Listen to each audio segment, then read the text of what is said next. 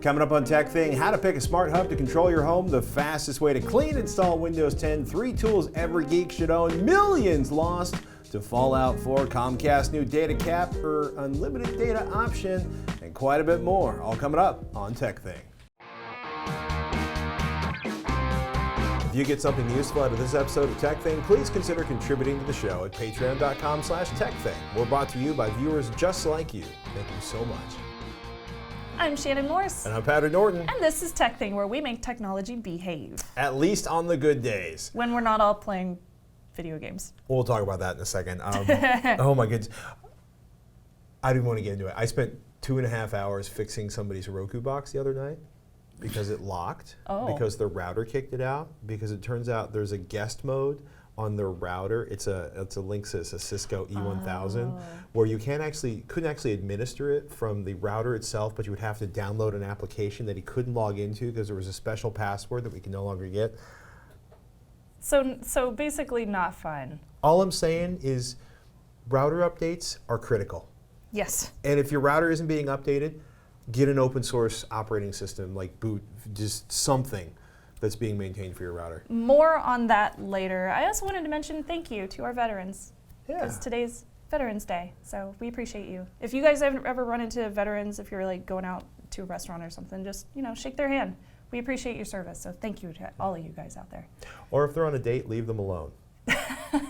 Funniest thing I've ever seen in my life on the short list involves somebody interrupting somebody in uniform at a date. It was pretty epic.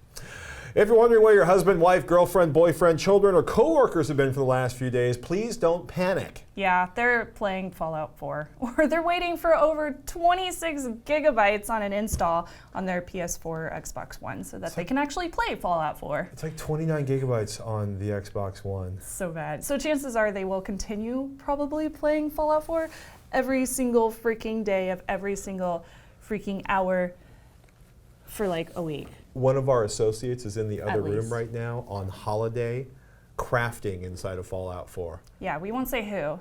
Apparently they haven't killed anyone in Fallout 4 yet. They're crafting inside of Fallout 4, which just makes me so happy. I want to go home and play, but I guess we should do the show first. Yes, we should.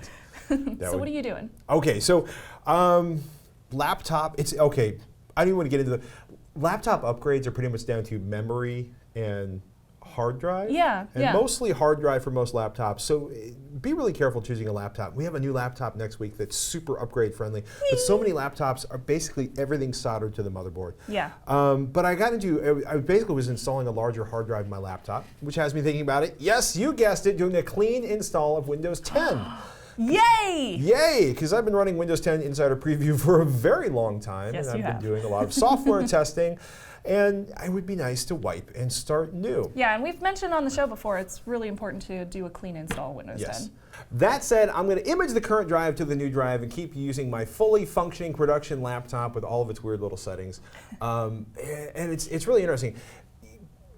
There are a lot of reasons to do a clean boot, and I will do a clean boot on this possibly over the Christmas holidays because it's going to take me some time to rebuild anything. Now, obviously, you could download Windows 10 ISOs, create a bootable USB. Make sure you get your keys off of Windows before you do that.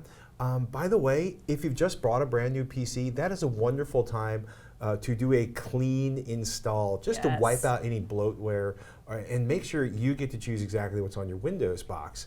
One of the easiest ways to do that is Windows 10 refresh and reset. You might run into these in one of two ways. For example, if your machine explodes and will not start, for example, when I swapped a motherboard, Windows 10 refused to boot. I don't know if we can get that screen over there. Continue is going to give you the endless loop of going back into Windows 10 and not booting. If you go into troubleshoot, and I always call it refresh, but it's actually reset this PC. And it's really, really cool. It allows you to reinstall the operating system over a broken operating system. If you go inside of your Windows PC while it's running, if you go into, you can go into the advanced settings options. You could basically go into settings, update and security, and recovery, and then you get the reset this PC. In theory, you can hold down F8 while you're booting to get into the advanced boot mode. For example, on the HP Spectre I have, you have to hold down F11. But the idea of like the reset or refresh, it keeps your personal settings. You have the option, but your PC settings go to default. It keeps apps from the Windows Store, removes apps you've installed other ways. Let me say that again. It will remove apps you have not installed from the Windows Store. Yeah. But it allowed me to get that machine up and running again without doing a full wipe of all of my installed software, just most of it. And in theory, Windows is actually going to give you a list of applications it's removed on the desktop, which is kind of thoughtful. If you go in and you go to like remove everything, for example, and to reset this PC, it wipes your entire machine, everything, and reinstalls Windows. And actually, you can even go so far as to do a secure wipe. Cool. In fact, was you to do something really stupid to my perfectly functioning, perfectly functioning Skylake machine? That was funny. Because it should have given me one more window after that.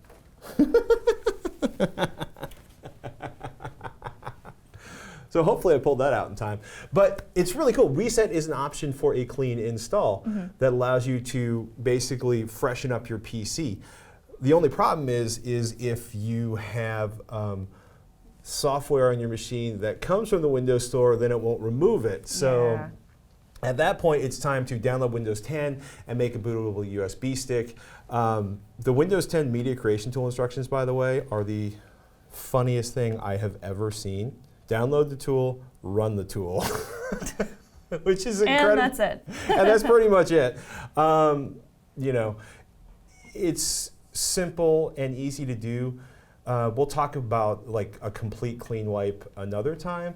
But just remember, if you do decide you want to do a clean reinstall of Windows 10, make sure your license is supported. Make sure you have your Windows key. Make sure you have backed up everything off of your machine. I would prefer that you image the entire drive to a disk so you had it in case you decide you've made a horrible mistake and missed something. I just keep all my data on a second hard drive. Yeah. I don't even install it next to my data, my personal files. It's a good plan because then if something goes horribly wrong, your data drive should be safe. And when I say horribly wrong, I don't mean just like the hard drive dying, but if something fire or infestation or rootkits or cats, cousins operating your machine and installing software they shouldn't have installed. Oh my gosh. Yeah, it happened to a friend of mine. That's funny. A friend of mine. Friend. Speaking of friends and rootkitting, Darren. That's right, Patrick. We're going to allow your friend to rootkit your garage door remote. Actually, we're brute forcing radio frequencies, and it's a lot of fun. It turns out it just takes a while. Tune in, hak5.org. We're back, and it is now time for the Rapid Fire Roundup. And this week, Patrick has 3 awesome tools that every geek should have in their toolbox. Because we love our toolboxes, and we are geeks. By the way, I didn't kill it. Oh, good. I was going to say the other thing I said before, working. but there's only so many double entendres I can get into. So you have an iFixit toolkit. I love iFixit's toolkits, and which they aren't a sponsor.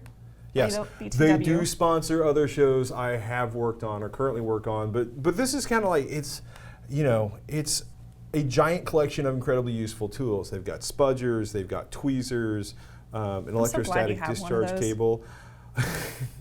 Every time I need something, I'm like, Patrick, do you have one of those little things that I can use to screw in this thing? Pentalobe. We need a Pentalobe driver. Thanks, Apple. But this thing's crazy, right? It's 54 bits, 70 tools in all. It's got a really nice tool roll that keeps everything in place. It's obvious if something's missing. It's a great way to get started on repairing tech. And consider that an advertisement if you want to, but they ain't paying us. They should. I've used it to fix the toilet seat. Oh, yeah. The switches in my truck. I've repaired eyeglasses, iPhones, iPads, Android phones, Nexuses, laptops, desktops. All the things. All the things. But a geek's toolbox tends to accrete tools over time, kind of like a reef in a way. It grows It just slowly. keeps on growing. You turn around every so often and realize that there's a lot more there. So with that in mind, Patrick's got 3 tools that you really want to throw in your kit. Seriously, if you build a lot of PCs, get an extra long Phillips screwdriver.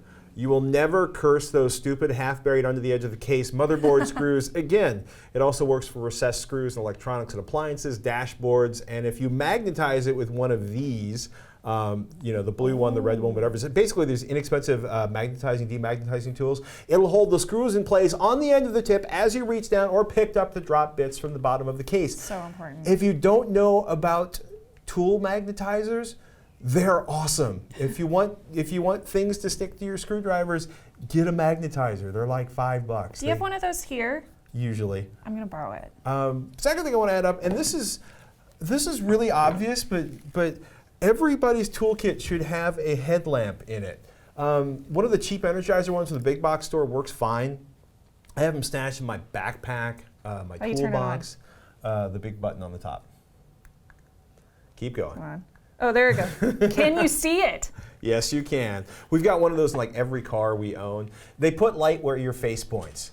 That sounds really stupid, but I've seen so many people trying to hold a flashlight and plug cables into the back of a TV or the back of their... Like I saw somebody literally on a stool in their closet reaching around the AVR with an HDMI cable while holding a flashlight, tilting the stool chair thing onto 2 feet.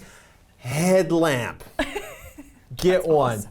They're so cheap. If you want something a little bit nicer than the stuff they sell in the big box store or the front of the supermarket, I really like Princeton Tech's Byte, which is this little critter right here. It's got 4 LEDs and multiple settings. It'll run up to like 146 hours at the lowest settings. Don't email me about how awesome your Petzl headlamps are, because after the second one just disintegrated, I just won't buy them anymore. The Princeton Techs don't fall apart. And the horribly cheap Energizer ones can be repaired with duct tape and anger. I might be a bit rough on them now that I think about it. What are you doing? This is fun. Forceps are incredibly useful, especially locking Kelly forceps, which basically have these crazy teeth at the base of the handle. And you can hold things very firmly with them. I own like 5 different pairs of these, straight ones that are like this long, some little ones, some curved ones. Once you have a pair, you will find yourself using them all the time. And then you're going to get yourself some locking Kelly forceps, some curved ones, which are incredibly awesome for dealing with little tiny pieces and wires. Like if you can't get the reset switch into the pins on your motherboard, a long pair of forceps will just be an incredible experience. And you have those here too, right? Oh, these I actually stole off of Darren's desk. All of good. my forceps are currently at another location because I left them there in a box at the bottom of my garage. I might be borrowing all of the things. Borrow all the things, which is a great way to save money. He's a couponer, you know. Yeah, that's true. Yeah. If you guys have a favorite tool that you think everybody should know about for your own geek toolbox, definitely let us know. You can tweet at TekThing, and we will share it with all of the people out there watching the show. Is this All the People Week? All the people. All the people.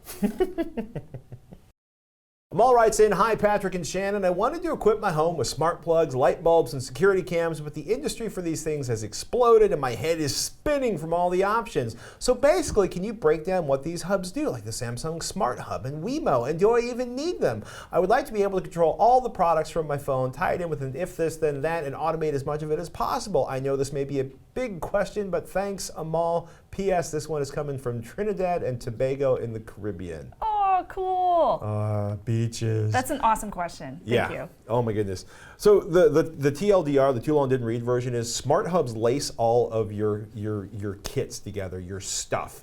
It's the box that talks to lots of things in your house, like thermostats, motorized blinds, smart light bulbs, probably talking refrigerators and washing machines. It sounds ridiculous. All the things. Well, we're going to CES, in just a few weeks. Flights have been booked. Hotel rooms are being settled on. But somebody's going to announce some ridiculous home appliance that'll do some ridiculous thing based on, a Bluetooth, a tag, I can program. It always happens. Yeah, it's crazy, There are a lot of companies fighting over this. Apple, Google, Insteon, and about 1,000 others. You might need to work backwards. Start with a list of the products you want. And then figure out what will actually control all of the things you want to work together. Yes. Right? Because there's, the classic thing is like the Harmony remotes, and like with the Philips Hue bulb, they put a big Philips Hue bulb logo on there. But you would like hit the button, I'm gonna watch a Blu-ray. Yeah. And in theory, the projector screen comes down and the projector goes on and the Blu-ray's fired up and the And all AVR's the turned things in. work. All in the right order, and then the lamps dim and you feel so cool. But you're going to be so pissed if you also need like the motorized blinds to go, but you have to write 30 lines of code to make that happen and route it through if then that. Yep. So the other thing is you might just want to go with what you know. Shannon's got an Amazon Alexa kind of household. Over at my place, we kind of do the Harmony Home Hub extender to bring Zigbee and Z-Wave into our existing universal remotes. Yep. And now that I've mentioned the Z words, I'm going to turn it over to the adult, Shannon. The adults. Please, I'm the one running around with this on my head Please for don't like make half me the adult. show. So it is a big question that you asked, Amaal, but it's a really, really good one. And you do need to understand what devices do what before actually diving into them, especially Right. if you've never bought one before. So first off, there are the internals of how they're built. There's Wi-Fi and there's Bluetooth and there's Zigbee and Z-Wave like Patrick mentioned. So what the heck are all of those things? So first off, you have Wi-Fi. You probably know what that is. Most commonly used platform for Right. data-heavy connected devices like your phone because it's data intensive, It's about powerful, it's also high bandwidth, it drains battery really fast. That's why you won't find it available in a lot of Right. smart home gadgets. Wi-Fi is also really expensive to put into devices on the manufacturing level. So stuff that can have its own power source like the Nest thermostat does have Wi-Fi. Other things that are generally just connected to a battery probably won't, Right. like a Bluetooth speaker, for example. Or remote. Yeah, so Bluetooth needs close proximity to work, usually within around 33 feet or so before it starts really breaking up and getting super janky.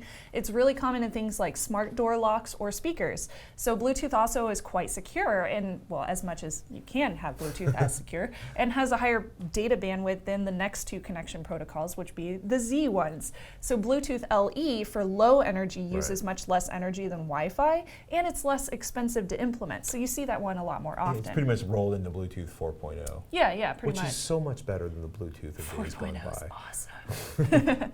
And then you got Zigbee and Z-Wave. Right. So those are the low power options for smart things. They can mesh with other Zigbee or Z-Wave products to create a meshed network of products where they basically keep beaming out the same signal to all the other products in your household so they can all talk to each other and they all work together. So these are things that would work for motion sensors. So Zigbee and Z-Wave were basically invented for an idea like I'm building a new hospital. Yeah. It's going to have 17,000 light fixtures, and it's Yeah. going to have 300 temperature sensors, and I'm going to have this giant and 10,000 other sensors you can't imagine. But the idea that like I want to be able to shut off every light in the hospital at 9 o'clock at night, Yeah. but I don't want to spend a lot of power doing it.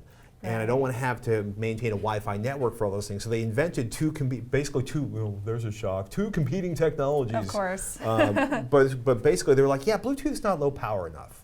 Yeah. And it won't create this mesh. They're really cool technologies, but they're really complicated to get into your home. They are, yeah. So like you said, you'll see it in lots of smart light bulbs. The problem with these is that they need some sort of hub device to work because Zigbee or Z-Wave won't work directly compatible with a computer or a smartphone. So you can actually control it. So you kind of need some kind of hub. So like think about Philips Hue lighting, for example. That comes with a hub. The hub talks to your internet router, and then your router talks to your phone where you have an app installed that will let you actually change the colors of your bulbs. Zigbee and Z-Wave, by the way, are incompatible with each other. But you can have a hub that has both Zigbee and Z-Wave report. Yeah, you can have both support. hubs or both protocols built into one hub. Yeah. Now, since there's not really a good protocol for everything in the world, you need some kind of hub that has all of those built in. So that's a really big thing too. PC Magazine has a really great list of the best hubs for 2015. You will find the really popular SmartThings hub on here for 99 bucks. I highly recommend you go check out that list and do a lot of your own research as well to figure out what kind of hub would work for you specifically. So keep in mind that.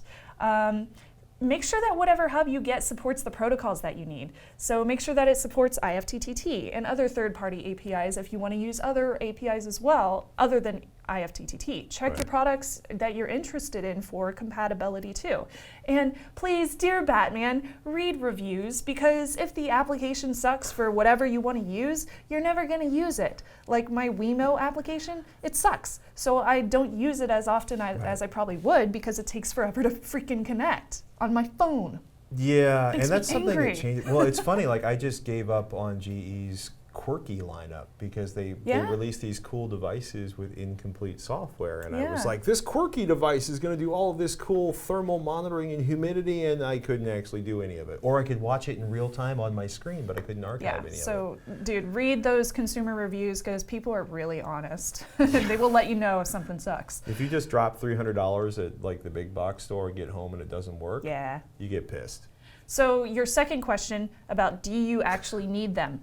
No, you don't. I mean, you don't have to smartify your house at all if you don't want to. Smart stuff is kind of a want. It's not necessarily a need. In fact, many of my InfoSec buddies either don't have a smart home device at all, or they're setting up their own DIY setup, because of all these different things require some kind of internet connectivity, and we're all a little bit paranoid about having somebody log into our devices and watch what we're doing in our living rooms. So Smart door locks scare the snot out of me. me too. I will not get a smart door lock. So if you already have some smart devices in your home, you want to simplify the setup, getting a hub will definitely improve your life if you get one that's compatible with all your different things. Whew. I hope that cleared up the pointers for you. I know there were a lot of them, but It's going to be interesting. make a lot more sense now. Oh my God, I hope. But it's like, but that's the problem. It is that stage of an emerging technology Yeah. where we're in the big mess mode. A couple years ago, we were in the proprietary mess mode. Yes. Now we're Now in people are more used to making things work with each other. Right. Like Sonos and SmartThings are now supposed to be working with each other. There's a press release about that. So hopefully we will see more of that. We'll probably see a lot of it at CES, and as always, we welcome your questions. That's gonna be, like, Ask my biggest at question. TekThing.com. Ask at TekThing.com. Should I go to CES and ask everybody, will your thing work with all my other things? Actually, you should. That would be really funny. But it's also, and they probably won't be able to answer it half the time. Is that a new Google Chromecast? Well, as long as I don't break it. Yeah, I finally got to test my new Chromecast. It basically works exactly the same as the old one, and it's $35. The only difference is the obvious hardware design.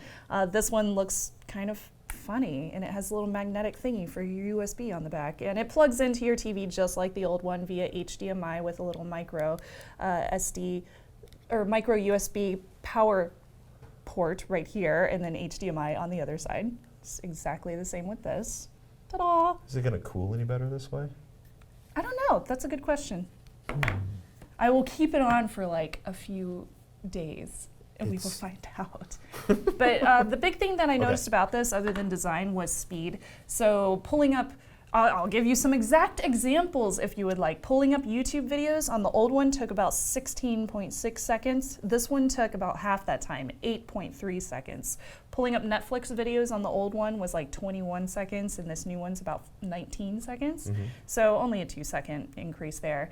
Pulling up screencasting on the old one was 3.5 seconds, while the new one is 2.7 seconds. So you barely increase the speed by not even a second with this new one for screencasting. So if you are satisfied with your old one, my opinion would be there's no really good reason to upgrade. Well, to get it in unless, yellow.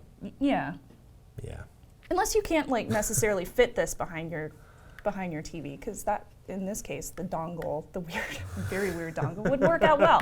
If you got to save yourself a few seconds, the new one does seem to work a little bit faster in my testing. So yeah, that's my 30-second review of the new It's a Chromecast. Chromecast.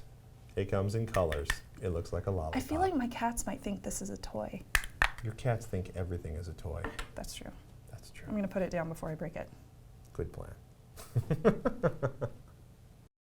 If you're a fan of TekThing, please make sure you subscribe at TekThing.com on iTunes or YouTube.com/TekThing. That makes sure you get each and every episode possible. And if you want to take it to the next level, we actually have more for you. Consider contributing to the show at Patreon.com/TekThing, and you will actually get access to our special patron-only build videos, which occasionally involve fire, screaming, And yes, ladies and gentlemen, Arduinos. You can donate however much you want per episode on Patreon. Every little bit counts and helps us keeping the show coming to you each and every week. And we hope to be making it bigger and more exciting. And we are actually, are you excited about CES? Yes. I love CES. CES is like the new year doesn't start for me until after the Consumer Electronics Show. Vegas, meh. CES, yeah. Yeah? Yeah. You don't like Vegas? I'm sober and I like Vegas. I may be broken after like It's so dry. 4,000. Oh, the dryness. Yeah. Oh well. We're going to be shooting this year's episode. We're going to do our weekly episode from the CES. Well, somewhere. We're going to try. Yeah, on the show floor.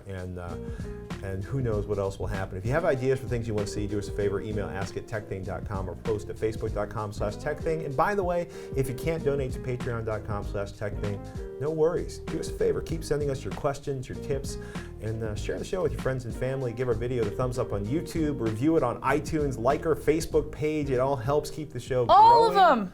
and staying strong. We like the numbers going up because that means there's eyeballs out there that enjoy the show. And we thank you for each and every one of your eyeballs watching the show each and every week. Thank you, eyeballs. Thank you, eyeballs. And thank you so much to all of our Patreon donors for supporting the show. You make it possible for us to make it for you. Denise writes in, hi Patrick and Shannon, just upgraded my RAM from 4 gigabytes to 8 gigabytes. I was wondering if I should also use the original 2 sticks of 2 gigabytes of RAM and had a total of 12 gigabytes of RAM. They're both G.Skill Ripjaws. The new ones are Ripjaws 10, and I have similar timings, 8.8.24. However, the voltage of the RAM is different, 1.5 volt and 1.6 volt.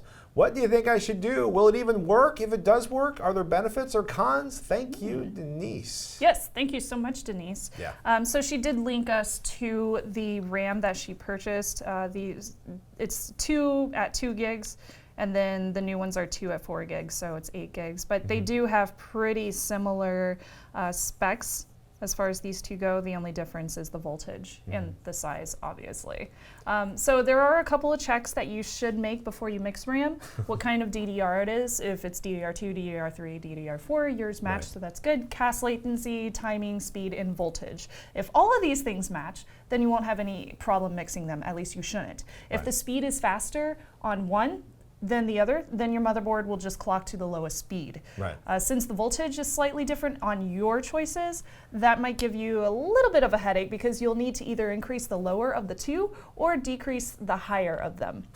So to do that, you'll actually need to find that setting in your BIOS. And each BIOS is different, so it kind of depends on what your setup is. We can't give you very specific instructions. Specific instructions, yeah. But for size specifically, modern motherboards can generally figure out what you're doing pretty quickly.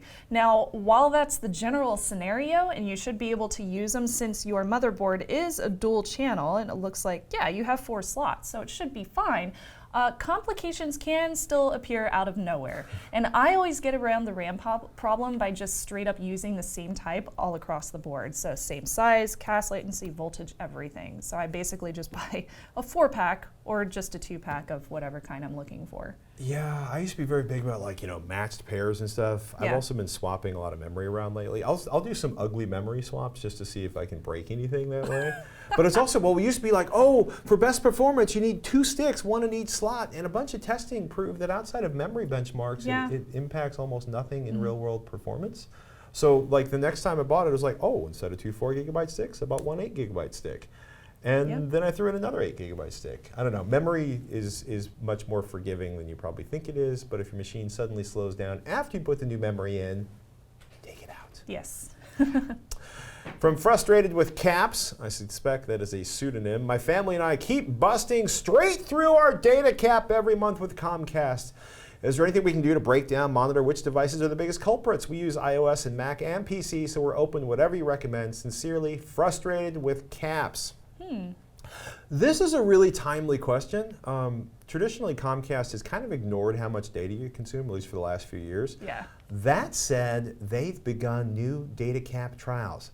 Pardon me, data usage plans. And I don't know if this is from the glorious Xfinity website. You can see a lot of actually magnificently ranting about this. But if you're in Huntsville, Mobile, Tuscaloosa, Tucson, Arizona, Little Rock, Fort Lauderdale, the Keys, Miami, there's a long list of cities. Wow. It's really interesting. if you are using more than 300 gigabytes, except for I think one city in Arizona, if you're in the trial area, if you go over 300 gigabytes per month, you can now buy blocks of 50 gigabytes for 10 months. They'll let you go over 3 gigabytes 3 times. Then they're going to start 300. charging you, right? Yeah. And you can buy 50 gigabyte blocks of data for $10. Or, oh yeah, Comcast, they've been paying attention to the mobile phone company's old way of doing things. You can also choose the unlimited data option for $30 to $35 a month. Comcast doesn't care about the cap. They just want more money. And they're going to get it one way or the other. They're either going to get it very steadily by getting you to pay an extra $30 a month if you're going over 300 gigabytes, or they're going to get it by hammering you with overage charges at the end of the month. Well, before we get into a huge rant about that, Nope, I'm done. 300 gigs may seem like a lot, but come the next few years, it's not going to be for most people in the world, given that the usage of video streaming and how much better the quality has been increasing. It's going to continue that straightforward Really line. easy to blow through a gigabyte an hour for every show Really you're easy. watching. And if you I should look at my data.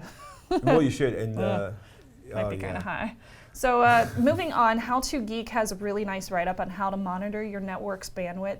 There aren't a lot of multi-platform software programs for tracking specifically, which is really unfortunate. But you can do this from your router. There's a lot of open source router firmware that will help you do this. DDWRT is a really great option, and so is OpenWRT.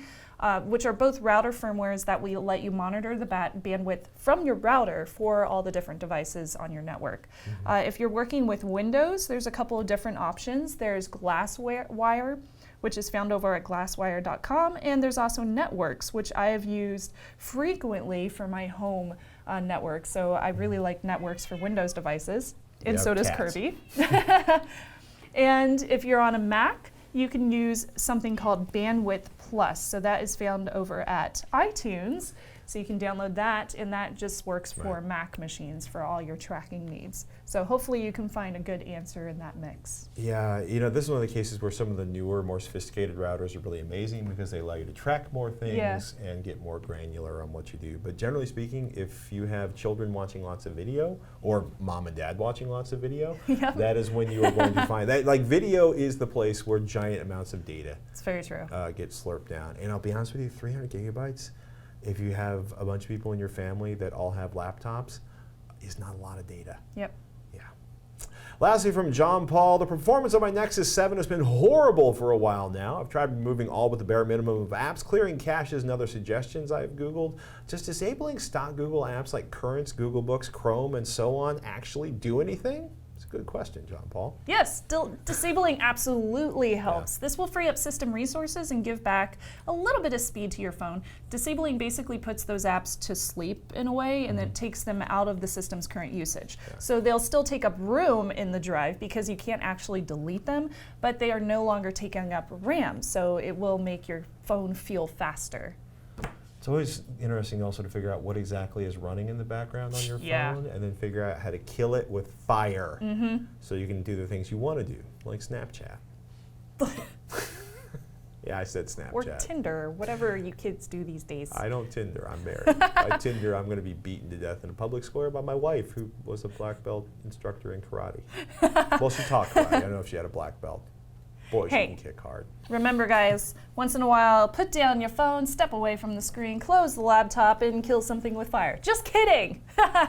It's football season, so if you like sports ball, go see a football game. A football game? Football game. And basketball? Sports ball game. Yeah, I'm going to go play with my kids out in the yard with a football. Or a rugby ball. I'm going to figure out how to throw a football.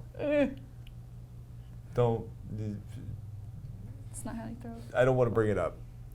Shannon has extraordinary skills, but tossing the old pigskin is something she's working on developing a better skill set on. I'll stick with ukulele. I'm Shannon Morse. I'm Patrick Norton. We'll see you next week on TekThing. She rocks the ukulele.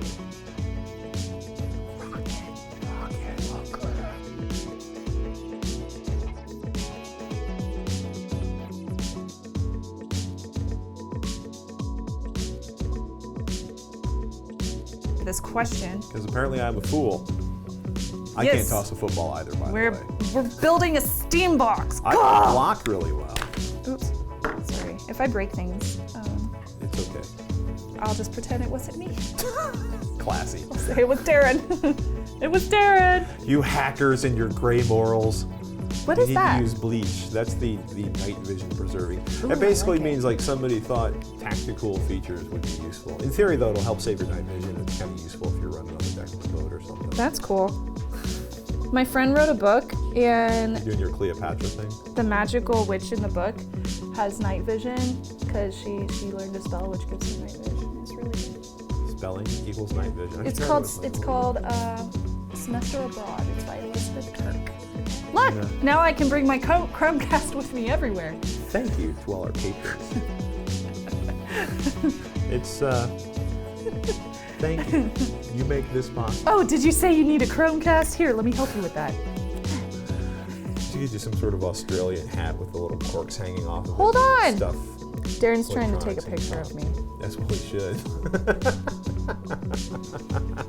I think it's for his Instagram.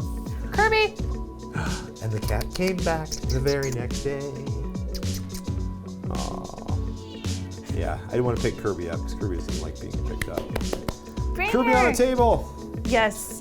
Yeah, I'm Aw. okay. You'll snuggle up to my leg when I'm feeding you at 8 o'clock in the morning. Yeah. But come afternoon, I'm dead to you. Oh, you're so pretty.